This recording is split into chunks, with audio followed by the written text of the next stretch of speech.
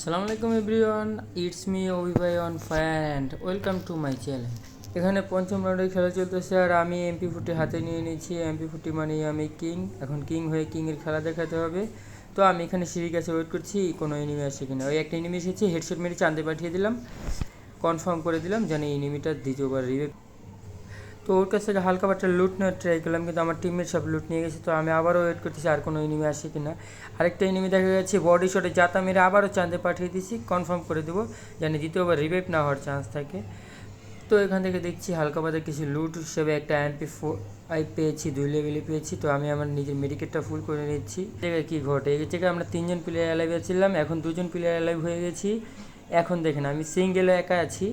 এখন আমি একটা গ্লোয়াল মেরে এখানে কাভার নিয়ে একটা গ্যানেট কিক করতেছি, গ্যানেটটা ফিকে মারলাম, কোনো ফায়দা হলো না।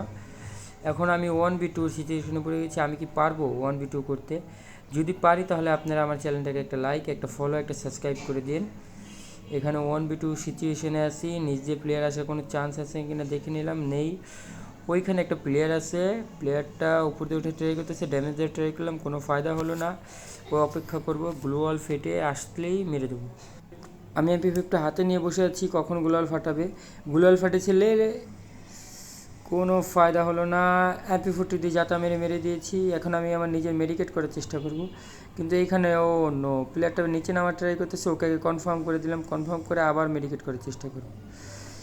মেডিকেট করতে করতে খেয়াল করলাম যে ওদের প্লেয়ারটা নিচ দিয়ে ঘুরতেছে। তো আমি আস্তে উপরে নিচে নামার ট্রাই করতেছি। আর হ্যাঁ, বোকা প্লেয়ারটা আমাকে দেখেই নেই, আমাকে না দেখে দৌড়াদৌড়ি করতেছে। আমি এখানে আমার মেডিকেটটা ফুল করতেছি। মেডিকেটটা ফুল হওয়ার পর আমি ওর উপরে রাশ দেওয়ার ট্রাই করবো। জোনর টান দিতেছে অনেক। তো আমি আস্তের উপরে দৌড় দিয়ে নিয়ে দেয়ালের বাইরে কাভার নিলাম, কাভার নিয়ে এখানে ওয়েট করতেছি কখন জোনটা পুরো টান দেবে আর আমি ওর উপরে রাশ করব। তো অপেক্ষা করি, অপেক্ষা করার ছাড়া আমাদের হাতে আর কোনো অপশন নাই। তো জোনটা টান দিতেছে, আমি এখন সামনের দিকে এগিয়ে বেড়েছি, সামনের দিকে প্লেয়ারটার সামনে হেডশট মেরে নকডাউন করে দিয়েছি। আর এই সাথে সাথে আমাদের এইচ হয়ে গেছে। যারা যারা আমার ভিডিও দেখতেছেন সবাই লাইক, কমেন্ট অ্যান্ড সাবস্ক্রাইব করে দিন।